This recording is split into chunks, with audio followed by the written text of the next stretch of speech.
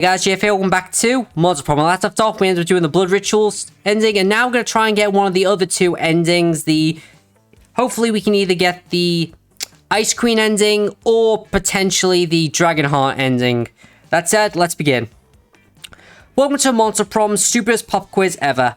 You know what, let's just skip that part. Alright, democracy is broken. What would be the best way of choosing the next leader? Alright, let's go with the next top president thing. I get fun out of that. Pretty good. School is outdated and lame. We need a new thing ASAP. How to correctly punch crocodiles without consequences. Alright, I got boldness out of that. The world's ending tomorrow. What would you do? Let's see. I can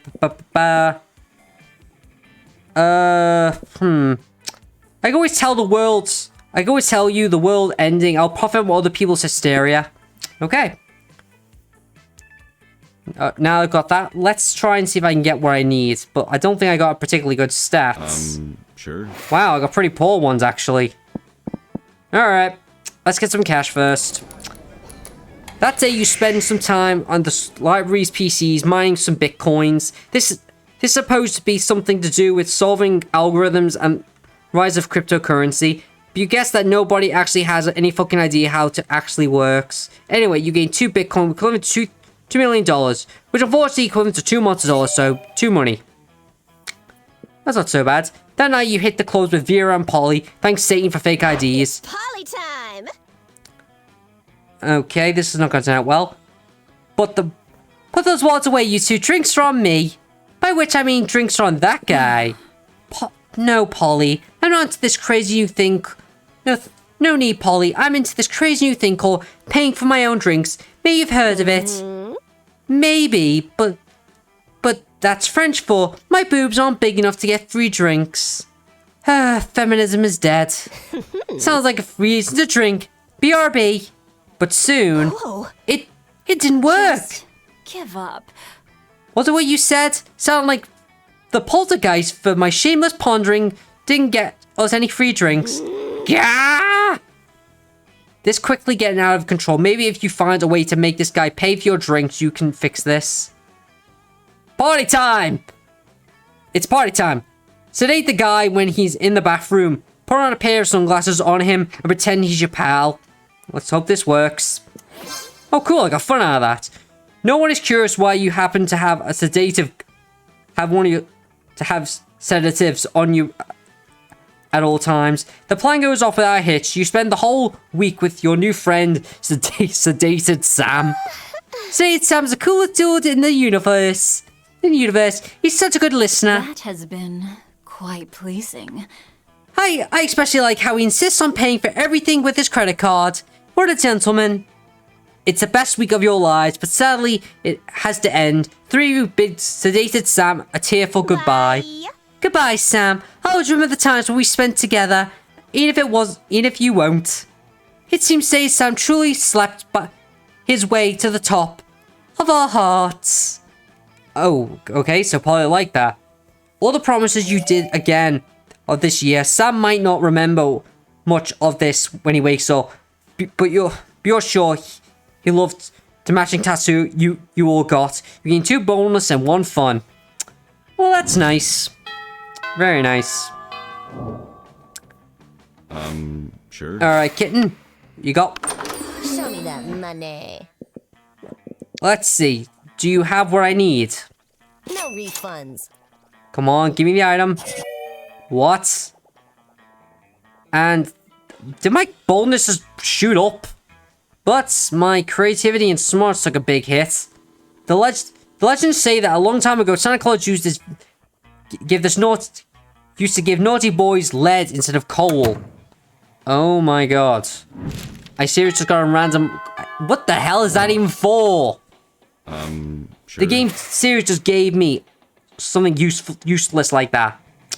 Okay, fair enough. Oh god, this is not going to turn out well. I can feel it. All right, let's try and get my smarts back.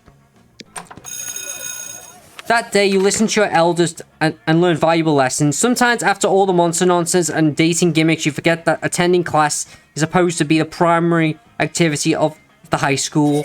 You gain 2 smarts. Scott and Polly pull you aside, and one of them's holding each other's arms. Whatever's going on, it's serious. We need your help, bro! The midterms of AP jump scares is coming up tomorrow, and we're so unprepared. We tried everything we could think of to get ready. I rolled up a textbook and smoked it. And I ate my homework. Oh my god. Scott, you seriously ate your homework? Good lord. I would have done it, teach, but I ate my homework. But nothing worked. We've only got one option left. We gotta cheat, bro. We need to figure out how to do it without messing with the teacher. Or with messing with the teacher. Either way, if you can help us, we'll be super grateful. There's an incentive you need. You hook them up with your ultimate cheating technique. Try to take the test like normal, then use the time machine to go back and change the answers. Write all the answers on the teacher's face. He'll never see them there. Good lord. These make no sense. But this one sounds like something. With how much boldness I have, I would be surprised if this doesn't work. Yes. Oh wow, it did work. Oh yes, yes, yes. Mr. Giant Stonehead's like 99% face. It's perfect. And I heard he seems like a rock too. This will be so easy, but isn't that vandalism? Coach says winners don't do vandalism. No, silly. It's only vandalism. You're doing it on non-living things. This is makeup artistry. You make a mental note now to let Polly do your makeup. You gain 2 fun and 1 smarts. Okay, that's good to know. Sure. Oh, right. Let's go to the library. Hey, stranger. Alright, obviously that thing didn't work. So, I'm just gonna get the fan fiction. Catch you later. Alright, now then, let's do this.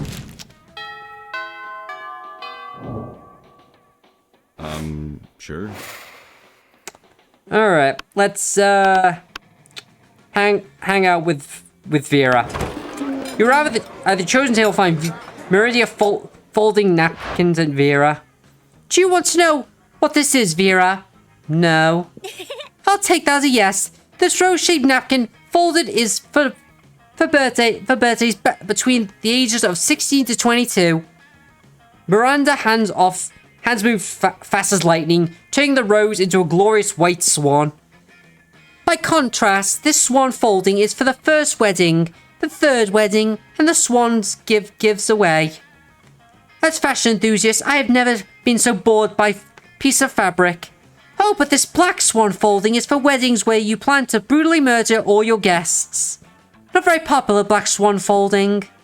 Okay, that's sort of cool, but I'm still aggressively uninterested. You happen to have some napkin folding skills yourself. Maybe you could spice up the interaction. You decide to show off your most impressive napkin fold.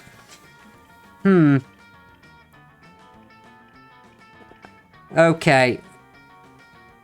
The Withering Snake's fault is where it's time to leave. Vera alone stops explaining napkin folds. Okay. Let's try this spot. See what happens. Well, that's quite a specific fold. Under what circumstance would one use? Oh, I see. Damn right you see. I notice how my whole head is covered in withering snakes. So basically, just don't talk to Vera about napkin time is all the time. It's a year-round festival. People the world over celebrate. It is do not fold napkins at me. Well, it's not very elaborate napkin fold, is it? You explain that what you fold lacks in complexity, it makes up for with 12 ounces of cobra venom. It can spill on it. Right. Well, I could subscribe to different schools of napkinry. I'll leave you to it now. Your reward for running Meridia off is a one-on-one lunch with Vera. You've never felt so alive. Well, that's good, I think. Sure. Okay, let's go and get some charm. Give me your money. What? No! Why? I knew I should have been paying attention. That's my own fault. Alright, let's try that again. Sure. That day, an epic dodgeball match takes place. Everything seems lost, but you deliver an inspirational speech that fuels your teammates' spirits, leading to a spectacular comeback. You're clearly a natural-born leader. You gain 2 charm. You're wandering down the hall, reading Dragon Heat as discreetly as you can, which apparently isn't very well because Polly and Vera clocked this immediately. Ugh, are you actually reading erotic fanfiction about dragons? Yes. Because we love Dragon Heat. I'm all about 19th century Russian literature, but a ghost girl can't say no to some erotic fanfiction, am I right? I've literally been working on my Morrigan von Breastfetch cosplay all week. Don't worry about why. Speak for yourself, Polly. I can't. Okay, fine, I may read Dragon Heat, but I don't go around telling people. Psh! We're clearly safe with him. A fellow Dracophile can always be trusted. Are you sure? I mean, anyone in Dragon Heat must have some wicked mind. 297 chapters and counting, and it still manages to amaze me with the new levels of wrong. Yeah, right. I fucking love it. Yet, I admit I'm a bit vanilla when it comes to favorite chapters. Mine is with Harold McDonkard, hence the Horace the Hydra, and deranged Draco Galacarte has to rest at an inn after Choking Bay adventure. And we discovered that they only have one available bed. Then they have the only one bed classic fanfiction trick that never fails. Ha! Yes, that's a good one. I personally prefer the one with Vanessa unmasks her savior after a passionate kiss, and we discover it's herself, and they totally bang. I'm not a fan of time travel, but sign me up for some good self incest. Now, is that considered gay or masturbation? There's a question. There's a question for you. Amen. What about you, Ima? What's your favorite chapter? Nothing wrong. Nothing to worry about. You'll just be revealing your inner kinks to us. No pressure. Easy. The Sex Caliber arc, where they want to discover the chosen one who can control the magical Sex Caliber dildo, and they have a super orgy where everyone can have the turn with the dildo. Wow, right? How could we forget about the Sex Caliber arc? With 297 chapters, it's rather easy to forget some arcs. Yeah, but with what epic tension and the thrill of wondering who would be the chosen one next each time use the magical dildo, I must admit it's very liberating. Also, I should praise the fact you're entirely written for the viewpoint of the dildo. Who would have thought Ima was such a kinky deviant? Maybe we should do our own Sex Caliber trial one day, huh? Okay. Question is though, how would that work with me and you? I mean, we're both technically undead, but you will pass through me and I'm a rotten corpse, so how does this work? Let's not get ahead of ourselves here. Yet. But I might as well have an official Sex Caliber dildo myself. So I'll say no to dragon dildos. Oh, so you want to buy a bad dragon toy? Fuck yeah! All these years of insecurity and turns out the erotic dragon fanfictions were the ultimate icebreaker. Here, 2 smart and 1 fun. Alright, let's go work on my charisma and smarts. Just in case. Sure. Alright, let's go and hang out with these two. You approach Liam and Vera's table to find them thoroughly testing several glasses of wine. This school has literally no rules, apparently. Wine, the most exclusive of beverages. Even a vampire such as myself can't resist its class and allure. Do you know a lot about wine, then? I'm having a dinner with the King of France next week. How could I use some pointers? France doesn't have a king anymore. That's what the media wants you to think. So what you know, anything about wine or not? Alas, in my centuries of living, I've never learned how to look good. I've only learned how to look good holding wine, not how to evaluate it. And I know it. All I know is I'm not drinking another glass of one. This one, Vera points to a bottle with Polly's toilet wine written on it in permanent marker. What I wouldn't give for an experienced sommelier to help us judge which is the best wine. You know nothing about wine, but you're pretty sure most sommeliers just make stuff up anyway. You suavely recommend this one. The Italianus is robust, melodic, and elegant with a to mask the taste of poison. Perfect for diplomatic missions. Why would you want to disguise the taste of... Oh, you're going to poison someone. Of course you are. You're always poisoning people. Quiet. No, I'm not. People in no way directly associated with me are always poisoning people. And soon they will strike again. France has suffered under their unjust king for too long. Plus, he called me fat at a party once when I was 11. Who is this king you keep talking about? I'm telling you, France does not have a king anymore. Soon, Liam. Soon. Vera's so thankful for solving her assassination problem that she lets you braid her snakes. You get bit a few times, but it's worth it. Yeah, lucky me. Sure. Alright, let's go for some... Let's increase my charm again. That day, an epic dodgeball match takes place. At one point, you're about to be eliminated by a player from the other team, but suddenly you convince him not to throw the ball at you with a heartfelt speech about the importance of everyone's lives. The player bursts into tears and takes advantage, and you take advantage of this moment of throwing a ball at him. You lose 5 mercy, or stats that might be useful in Monster Prom sequel, but isn't now. You gain 2 charm. After the game, you spot Vera desperately trying to ignore Coach. You go to see if you can help. Always believe in yourself. Okay, it's the Tony the Tiger wannabe again. I'm trying to help you be the best. Your best self, Vera. What's your custom workout for? Why would I need to do that? I'm already better than anyone else. Maybe. But are you better than yourself? No. How's that impossible? With custom workouts give us buff arms, strong hands. So we can strangle our past selves. So we can hug our present selves and shake hands with our future. Oh, I like mine better. But even so, the custom workout you suggest is not for me. You don't like the million push-up system? Oh, okay. You can make up your own workouts. Just think of something you're good at and work out to make you even better at it. You're just thinking, but you already know the perfect workout. You shout out burpees. They make your nails look incredible for some reason. Excuse me. You know burpees?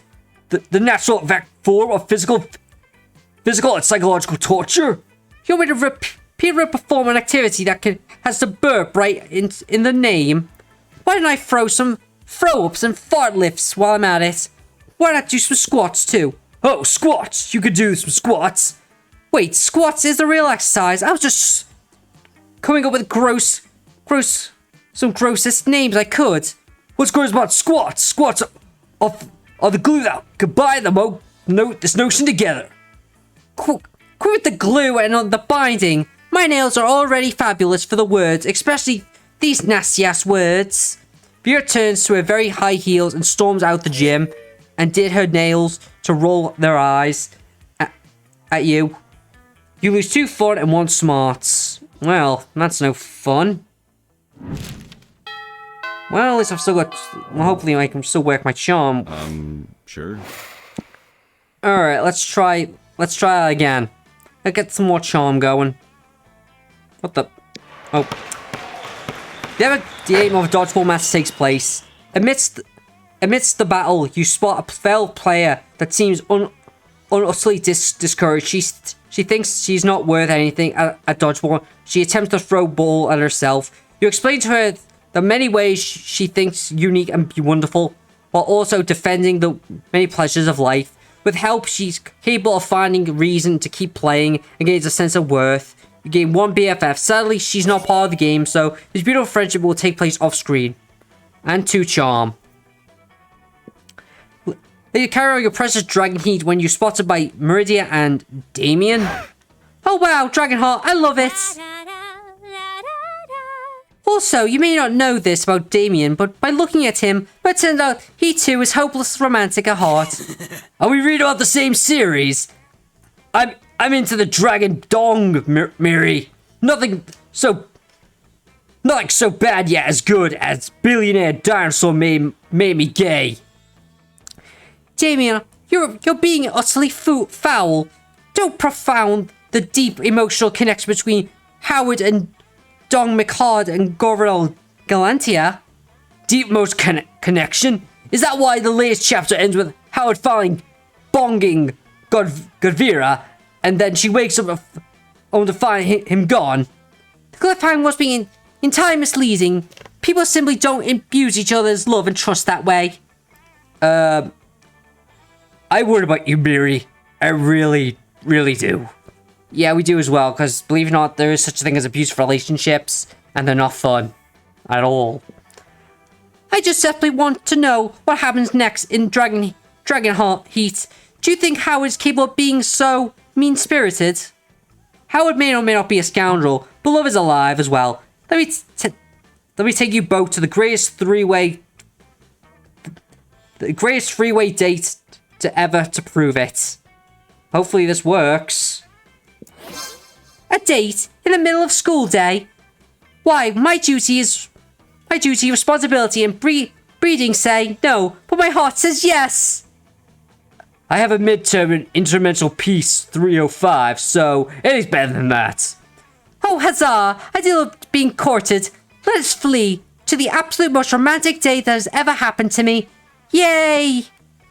That's a high bar. Luckily, you have a romantic expert, having spent literally all your school days planning for the prom, which is a single night of the year, instead of paying attention to the studies which benefit your life. You show up with chocolate flowers, a buffet of mere slaves for Meridia, and a pack of smatches and a gallon of gasoline for Damien.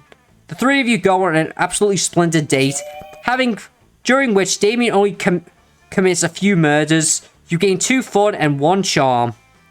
That's nice. But seriously, that's still a lot of murders, dude. A lot. Sure. Alright. Let's go hang... Wait. Oh, there she is. Vera's about to lift a glass of scotch to her media-parted lips.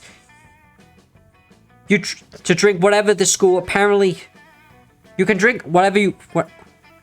sorry, guys. You can drink whatever at this school, apparently, when Meridia screams, "Stop! Don't drink that!" What? Why not? This scotch costs more than most cars. Has your taster tested it yet? My taster? You don't have a taster? What if your drink is poisoned by someone jealous of your good looks and royal title? Listen, Miri. I drink 4 things. Scotch, red wine, the tears of my enemies, and straight up poison. You drink poison on purpose? Miranda, my hairs are venomous. You can think poison actually harms me. Well, you should still have a taster. What if someone puts really nasty, spicy hot sauce in your drink, or poison? What can I do to make you drop this? Simple, hire a taster. Fine, any volunteers? You might as well just big break. You've been looking for. You raise your hand, and with Vera picks you. Alright. Pretend to be poisoned, terrifying Meridia and amusing Vera. You shoot Vera a wing, taking the tiniest sip of your scotch, and then... No, stop vomiting! How can you be able to taste the poison if you're too busy foaming at the mouth and vomiting? You fool! He's poisoned! Run and tell the authorities about this poor sap's face melts off or something! Oh dear! Oh my! I'm not very good with crisis situations, cause my informal pleasant childhood. Meridia faints with the utmost drama. If there's one thing princes are good at, it's fainting. Ha ha ha! That was hilarious. I could poison my scotch more often. You can stop vomiting now, by the way. She's passed out. Oh, do you really need the antidote? Alright, here you go. I guess I should have let you know that the scotch actually was poisoned. Oh well, how will we get some ice cream? Make up for it. Your stomach's still a bit weak for ice cream, but you're too sick. But never too sick to spend quality time with Vera. Damn right I'm not. I'm never too sick to standing up with a hot gorgon like her. Sure. All right, let's go and increase my smarts now. Oh, never mind. Let's get some money going. All right.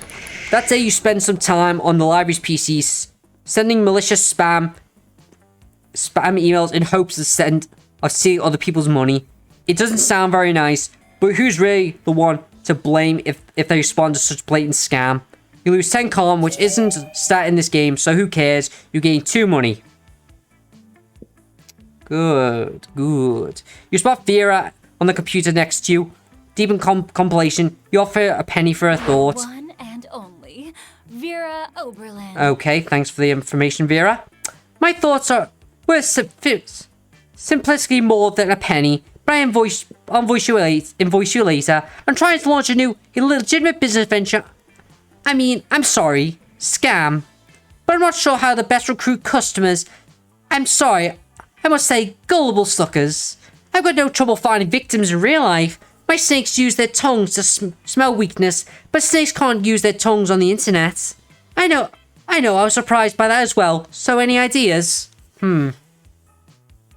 Flashbang, a flashy banner that says you will literally die if you don't click this right now.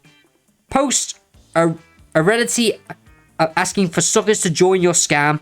If they're really suckers, they join anyway. Intriguing. I admire your literal approach to the problem. People looking for scams claiming not to be scams, but if a scam actually admits to being a scam, people are assuming it's not one. Because they'll after all would be a scammer admit to being a scammer. It's perfect. With that taken care of, all that remains is to set up the rest of my scam. I'm off to buy 30 pounds of butter, some golden spray paint, and a large rubber duck. What are you gonna do with all that? That is seriously concerning. That is very concerning indeed. At this point, you've learned not to ask about statements like that. You gain 2 smart and 1 boldness. I think I also gained 1 confusion as well, because what she just said made no sense at all. Alright, how much time do I have? Still have quite a bit. Let's go increase my smarts. That day you're the first one in class. Sometimes come early because you enjoy talking to the teacher. He's a bit bitter, but in a cool way. He treats you like an adult, and the two of you discuss life and stuff in a very snarky way. Look at you, excelling in cliche movie tropes. You gain 2 smarts and 1 valuable insight. That will help you face difficulties in being young. Because you come across Vera and Polly hatching yet another scheme. You sneak a little closer as you eavesdrop. Hi. Listen, this has to be a fruitful partnership so far in the terms of making people look like imbeciles, but I think it's time to remonetize sick burns can't buy fresh outfits. Yeah, fine, whatever. I guess I could use some new thongs or whatever, but I want to stop making people look dumb just so we can make money. I don't want to sell out. Personally, I can't wait to sell out, but have a point, we can't sacrifice our brands. Question is, of course, how do we do both? Yeah, how do we get rich by yanking off people's chains? We could carefully by chewing your words, Polly. What, chains are a big thing for ghosts? Of course. They don't look like they have such an intimate idea. Maybe you can offer a solution.